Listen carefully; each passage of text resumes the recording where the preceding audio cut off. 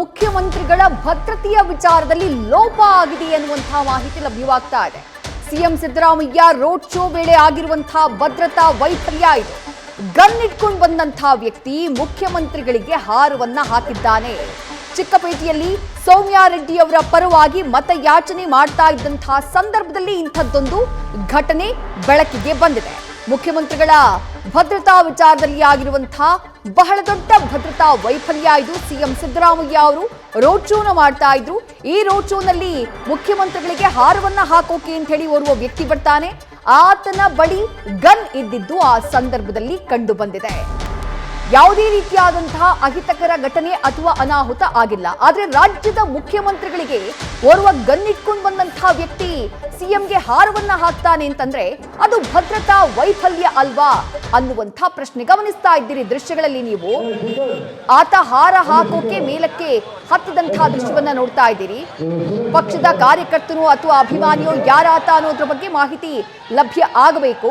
But ದೃಶ್ಯದಲ್ಲಿ ಬಹಳ ಸ್ಪಷ್ಟವಾಗಿ ಗೋಚರವಾಗ್ತಾ ಇದೆ, ಆತನ ಬಳಿ ಆತ ರಿವಾಲ್ವರ್ನ ಇಟ್ಕೊಂಡಿದ್ದಾನೆ. ಬಹಳ ಕ್ಲಿಯರ್ ಕಟ್ ಆಗಿ ಕಾಣಿಸ್ತಾ ಇದೆ ಆತ ರಿವಾಲ್ವರ್ನ ಇಟ್ಕೊಂಡಿರೋದು. ಮುಖ್ಯಮಂತ್ರಿಗಳ ರೋಡ್ ಶೋ ನಡೀತಾ ಇದ್ದಂತಹ ಆ ತೆರೆದ ವಾಹನ ಏನಿದೆ ಆ ವಾಹನದ ಮೇಲೆಯೇ ಹತ್ತಿದ್ದಾನೆ. ಅಲ್ಲಿ ಮುಖ್ಯಮಂತ್ರಿಗಳಿಗೆ ಹಾರವನ್ನ ಹಾಕಿದ್ದಾನೆ. ಜೊತೆಗೆ ಸೌಮ್ಯಾ ರೆಡ್ಡಿ ಅವರಿಗೆ ಹಾಗೆಯೇ ಅಲ್ಲಿದ್ದಂತಹ ಇತರ ನಾಯಕರು ಯಾರ್ಯಾರಿದ್ದಾರೋ ಅವರೆಲ್ಲರಿಗೂ ಕೂಡ ಹಾರವನ್ನ ಹಾಕಿದ್ದಾನೆ. ತನ್ನ ಅಭಿಮಾನವನ್ನ ತೋರಿಸಿದ್ದಾನೆ. ಕಾಂಗ್ರೆಸ್ ಶಾಲನ್ನ ಕೂಡ ಕತ್ತಿಗೆ ಹಾಕೊಂಡಿದ್ದಾನೆ. ಎಲ್ಲವೂ ಸರಿಯೇ.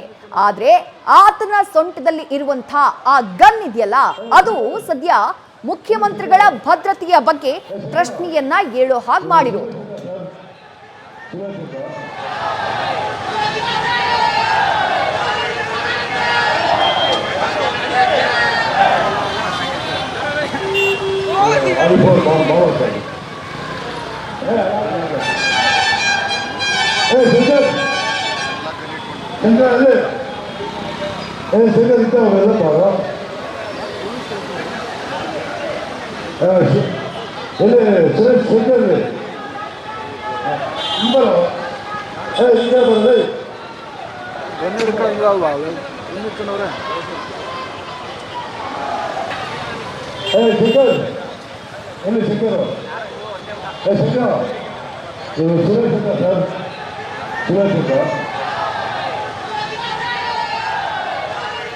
ಮತ್ತಷ್ಟು ಡೀಟೇಲ್ಸ್ ನಮ್ಮ ಪ್ರತಿನಿಧಿ ಹರೀಶ್ ನೀಡ್ತಾ ಹೋಗ್ತಾರೆ. ಹರೀಶ್, ಎಂಥ ಭದ್ರತಾ ವೈಫಲ್ಯ ನೋಡಿ ಇದು.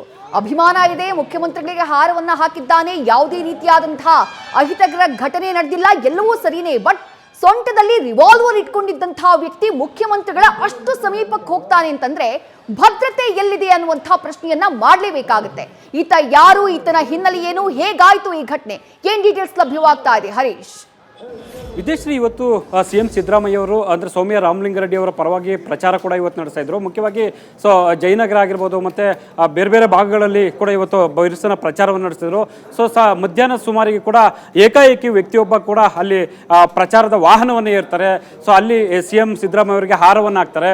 ಆ ಒಂದು ಸಂದರ್ಭದಲ್ಲಿ ಅವರು ಗನ್ನನ್ನು ಕೂಡ ಅವರು ಇಟ್ಕೊಂಡಿರ್ತಾರೆ. ಅದು ಸಹಜವಾಗಿ ಕೂಡ ಸಾಕಷ್ಟು ಕೂಡ ಅಲ್ಲಿ ಹತ್ತೋಲು ಪ್ರಶ್ನೆಗಳು ಕೂಡ ಹುಟ್ಟಾಕಿರುವಂಥದ್ದು. ದಿಢೀರನೆ ಬಂದಂಥ ವ್ಯಕ್ತಿ ಯಾರು ಅನಾಮಿಕ ಅನ್ನುವಂಥ ಚರ್ಚೆ ಕೂಡ ಅಲ್ಲಿ ಕೇಳಿಬಂತು. ಹಾಗಾದ್ರೆ ಅಲ್ಲಿ ಮುಖ್ಯವಾಗಿರುವಂಥದ್ದು RV ದೇವರಾಜ್ ಅವರ ಬೆಂಬಲಿಗ ಅನ್ನುವಂಥ ಮಾತುಗಳು ಕೂಡ ಕೇಳಿಬರ್ತಾ ಇರುವಂಥದ್ದು. ಆದರೆ ನಿಜಕ್ಕೂ ಗನ್ ಇದ್ದಂಥ ಸಂದರ್ಭದಲ್ಲಿ ಕೂಡ ಒಂದು ಕ್ಷಣ ಆತಂಕಕ್ಕೆ ಒಳಗಾದ್ರು. ಕೆಲವರು ಚರ್ಚೆ ಮಾಡಿದ್ರು, ಯಾಕೆ ಈ ರೀತಿ ವ್ಯಕ್ತಿ ಈ ರೀತಿ ಬಂದು ಏಕಾಏಕಿ ಬಂದು ಹಾರವನ್ನು ಹಾಕ್ತಿರುವಂಥದ್ದು. ಅಂದರೆ ಅಲ್ಲೆಲ್ಲವೂ ಕೂಡ ಭದ್ರತಾ ಅಲ್ಲಿ ಉಲ್ಲಂಘನೆ ಮಾಡಿ ಅವರು ಏಕಾಏಕಿ ಆ ವಾಹನಕ್ಕೆ ಏರಿದ್ದು ಕೂಡ ಸಾಕಷ್ಟು ಕೂಡ ಅಲ್ಲಿ ಹತ್ತೋಲು ಪ್ರಶ್ನೆಗಳು ಹಲವರಿಗೂ ಕೂಡ ಇದನ್ನು ಪ್ರಶ್ನೆ ಮಾಡುವಂಥ ಸಂದರ್ಭ ಸೃಷ್ಟಿಯಾಗಿತ್ತು. ಆದರೂ ಕೂಡ ಇದೊಂದು ಭದ್ರಾ ವೈಫಲ್ಯಕ್ಕೆ ಸಾಕ್ಷಿನ ಅನ್ನುವಂಥ ಸಹಜವಾಗಿ ಕೂಡ ಪ್ರಶ್ನೆ ಮುಕ್ತಾಯ ಹುಟ್ಟಾಕಿರುವಂಥದ್ದು. ಯಾಕಂದರೆ ಏಕಾಏಕಿ ಸಿಎಂ ಸಿದ್ದರಾಮಯ್ಯ ಅವರಿಗೆ ಆದಂಥ ಬೆಂಗಾವಲು ಪಡೆವಿರುತ್ತೆ, ಭದ್ರತಾ ಸಿಬ್ಬಂದಿಗಳೆಲ್ಲರೂ ಇರ್ತಾರೆ.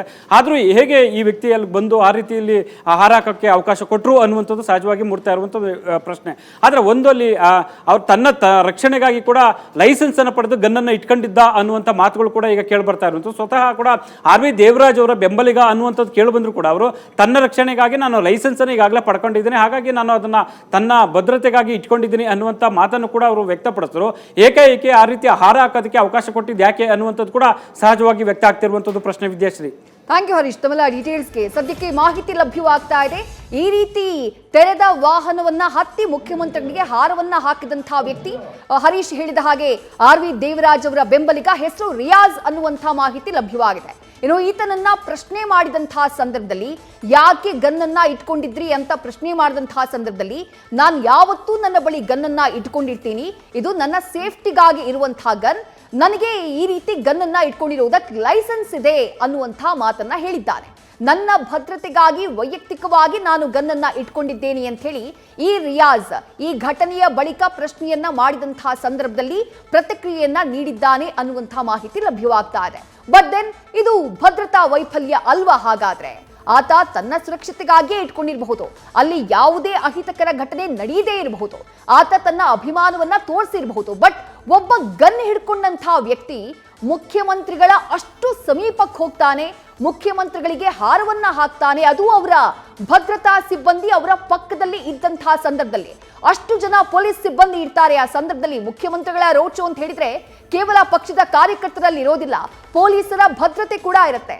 ಹಾಗೆಲ್ಲ ಇದ್ದಂತಹ ಸಂದರ್ಭದಲ್ಲೂ ಸೊಂಟದಲ್ಲಿ ಗನ್ ಇಟ್ಕೊಂಡಿರುವಂತಹ ವ್ಯಕ್ತಿ ಮುಖ್ಯಮಂತ್ರಿಗಳ ಸಮೀಪಕ್ಕೆ ಹೋಗಿ ಅವ್ರಿಗೆ ಹಾರವನ್ನ ಹಾಕ್ತಾನೆ ಅಂತಂದ್ರೆ ಇದು ಭದ್ರತಾ ವೈಫಲ್ಯ ಅಲ್ವಾ? ಪೊಲೀಸ್ ಇಲಾಖೆ ಈ ಪ್ರಶ್ನೆಗೆ ಉತ್ತರವನ್ನ ಕೊಡಬೇಕಾಗಿದೆ.